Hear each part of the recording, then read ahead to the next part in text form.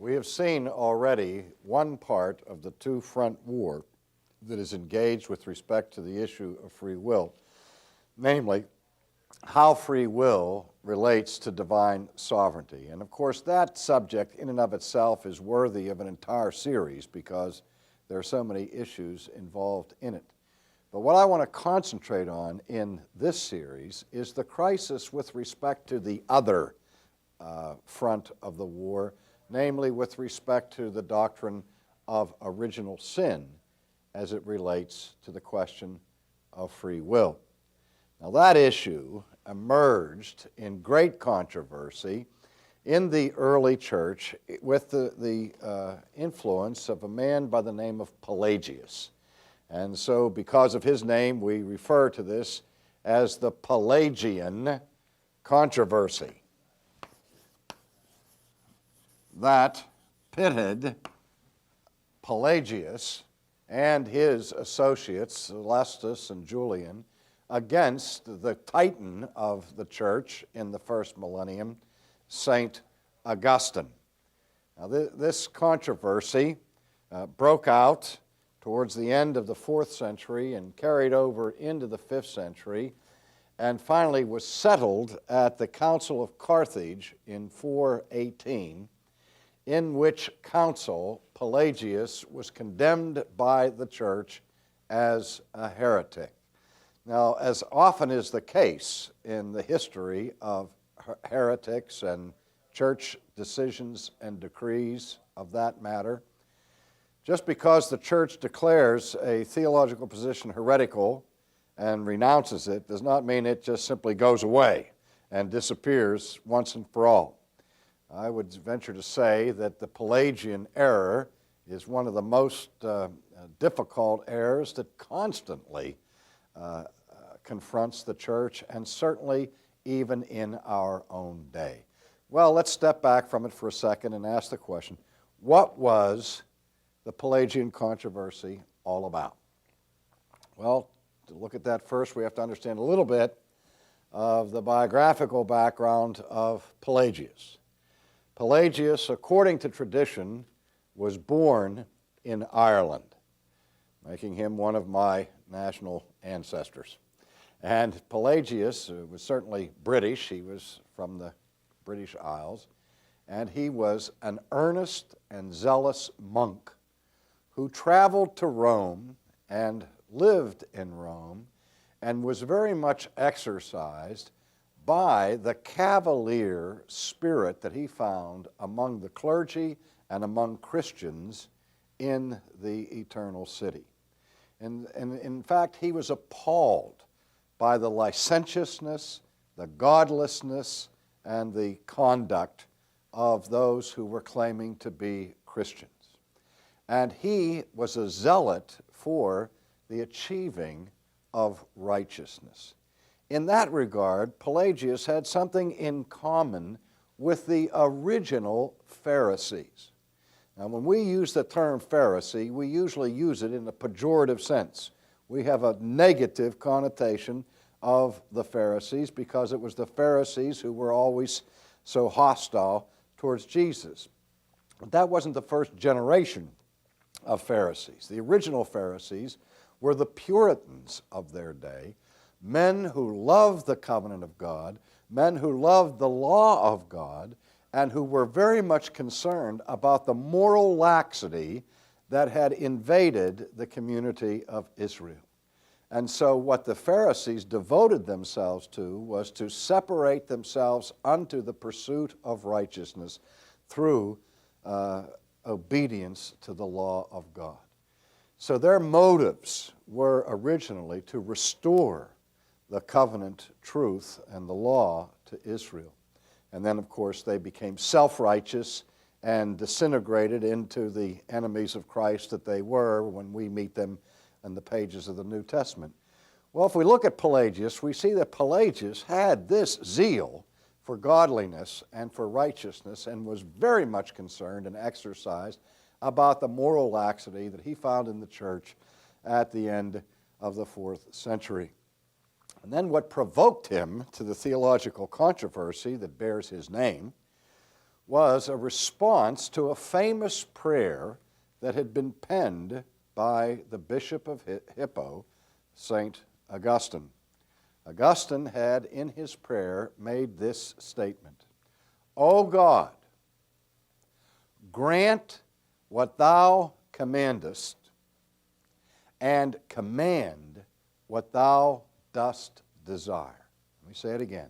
O God, grant what thou commandest, and command what thou dost desire. How do you respond to such a prayer? Most of us would respond warmly and positively to such a prayer as that, but not Pelagius. Pelagius about had apoplexy when he read that prayer. Now, he was in complete agreement with the second part of the prayer, wherein Augustine had said to God, God, command whatsoever thou dost desire. Now, obviously, Augustine wasn't assuming that he was giving God permission to command whatever God desires, but rather he was simply acquiescing and acknowledging his willingness to submit to God's law, whatever God desired that law to be. And that was the intent of the sentiment of the second part of the prayer, with which Pelagius had no problems and made no objection. It was the first part of the prayer that upset him so greatly, when he heard Augustine say, O God, grant what thou dost command. They say, why would you pray a prayer like that? If God commands it, surely he doesn't have to grant you the power or the authority to do whatever he commands. Augustine, of course, was saying, God, give me a gift. Help me. What Augustine was talking about here was grace. When he says, God, grant what thou dost command, he was saying, God, give me the grace to be able to do what you command.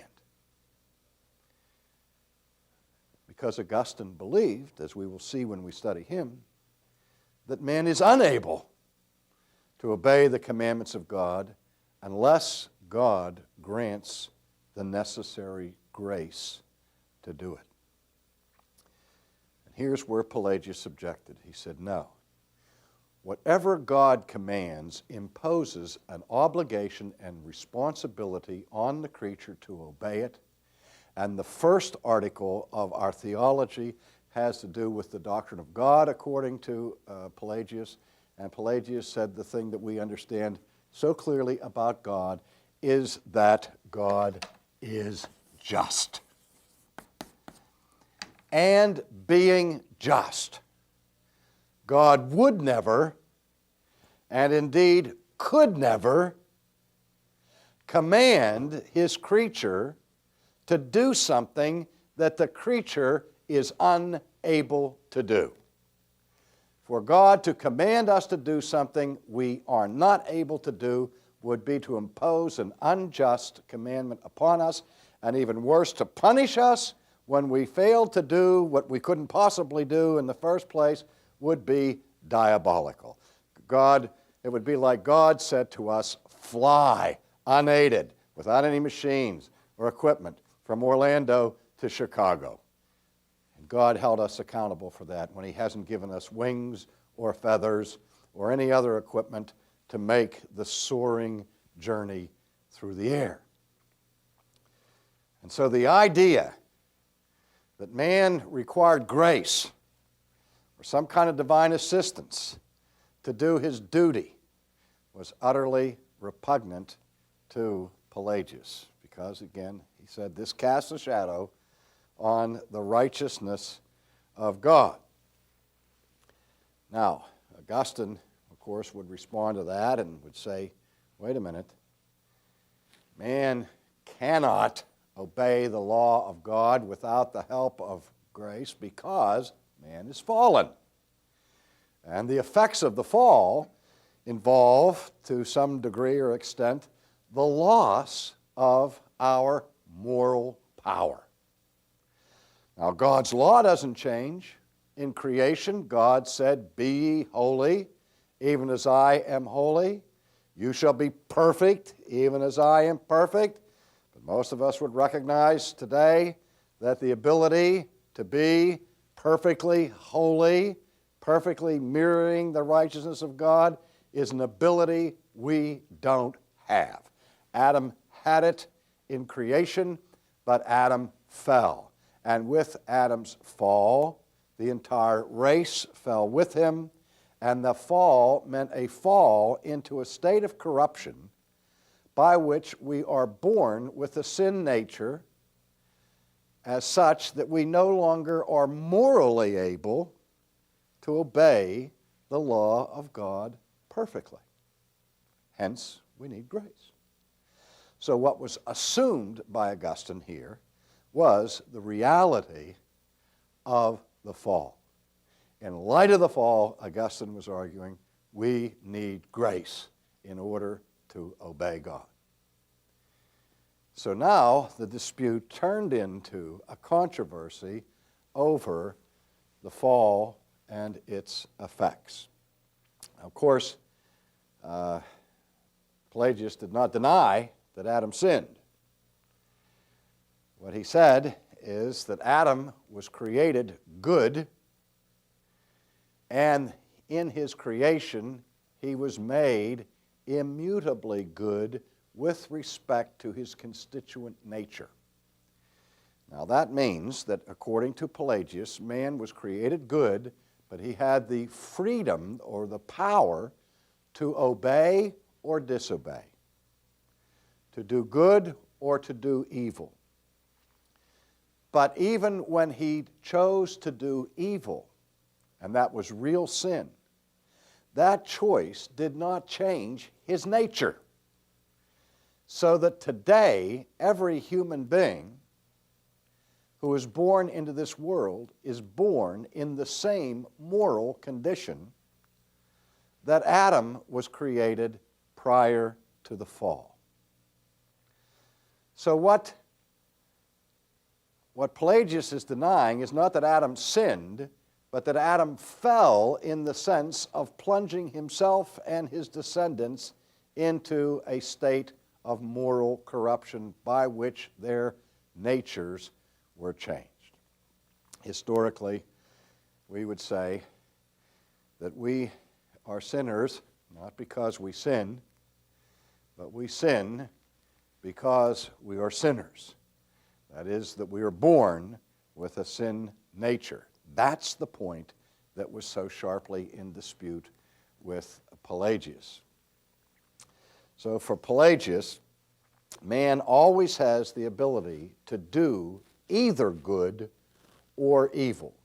He has not lost the moral ability or the moral power to obey God. Sin affects him, but not at the core. Now, you remember in our last session I talked about the Gallup poll, by which the majority of professing evangelicals that were polled in response to the question, do you believe that man is basically good? That is, good at the core. The overwhelming majority of professing evangelicals answered in the affirmative. That's the Pelagian answer. The answer is that you may have sin on the peripheral elements of your life that affect you outwardly, but in your heart of hearts, in the deepest part of your soul, scratch beneath the surface, and you will find an abiding, immutable goodness to the human heart. And that, of course, was the position of Pelagius. Now, again, for Pelagius, though Adam fell, his fall affected Adam and only Adam. There was nothing that was passed on to his descendants, no transfer or imputation of guilt, or no corruption of nature that resulted from Adam's sin. In a sense, no fall. There was the failure of Adam, but no consequences to Adam or anyone else as far as the power of our will, the power of our nature. Now, what Pelagius went on to say was that he was not opposed to grace.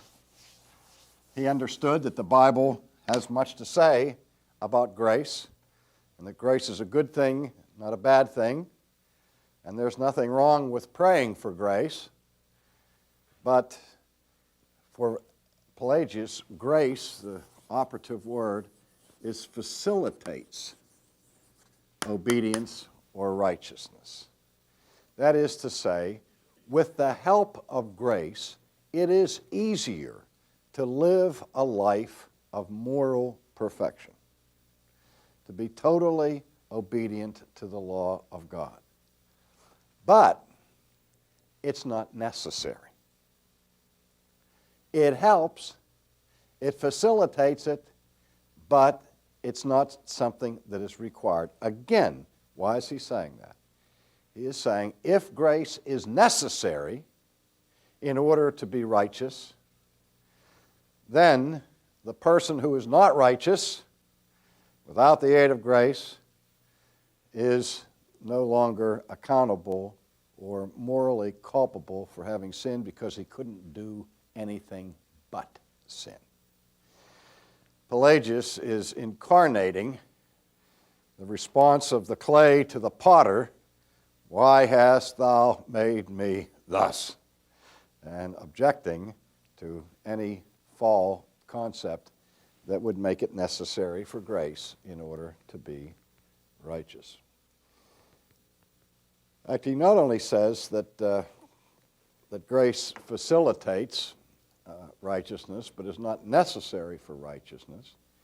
He went on to argue that some people, indeed many people, not only can live perfect lives, but that many, in fact, have, without the benefit of grace. Over against that, Augustine had declared his view that the human race was a mass of perdition, and that not only did no one ever live a perfect life, but no one ever really did an absolutely good deed, that our best deeds are, at the very best, what Augustine called splendid vices. We recall, of course, the teaching of the Apostle Paul in Romans 3, "There is none righteous, no, not one. There is none who does good, no, not one." Over against that, Pelagius is saying, many are righteous, yes, many. Many do good, yes, indeed, many. In direct opposition to the clear teaching of the New Testament. Now, so what is at stake here with the Pelagian attack is not just the idea of the necessity of grace, but the whole concept of our salvation, the whole understanding of what is going on in the drama of salvation, since God's grace is now just a concluding unscientific postscript that is not something that is absolutely essential in order for us to be saved. And it paves the way for the resurgence of neo-nomianism or pure legalism, where a person can be righteous in and of themselves. This is what we call self-righteousness, a righteousness that is accomplished and achieved by our own natural powers without the assistance of grace. This even casts a shadow on what Christ has done for his people. In terms of the supreme work of God's grace is in giving us a Redeemer who lives a life of perfect righteousness in our place, upon the basis of whose righteousness those who believe are declared just in the sight of God. For Pelagius, we are not justified on the grounds of the imputation of the righteousness of Christ. we are justified on the grounds of what? Our own righteousness that we achieve by exercising our free will. And as this issue began to heat up, Pelagius even went so far as to teach that the chief way in which Christ works in behalf of our redemption is by providing us with a stellar example of moral perfection. I mean, we've seen this appear many, many times in church history where the atonement is gutted and replaced by some kind of influence theory by which Jesus saves us by setting a good example and by being a moral influence by showing us the right way to achieve righteousness. And so Augustine saw this as an attack not simply on a minor point or a simple detail of Christian theology, but something that touches the very heart of our whole concept of salvation and redemption. Because before we can be saved, we first have to understand our absolute need for salvation and our impoverished condition to understand that we are debtors who cannot pay our debts. Again, for Pelagius, no one's in debt. And even if they were in debt, they had it within themselves to pay their debt. This is the ultimate bootstrap theology by which people earn their way or merit their way into the kingdom of God.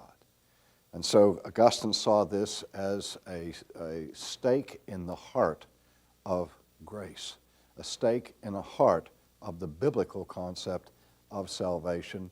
And as Adolf von Harnack, the great German church historian, has said, this controversy was waged in the most clear terms of any theological controversy in church history, with the possible exception of the Arian controversy that culminated in the Council of Nicaea.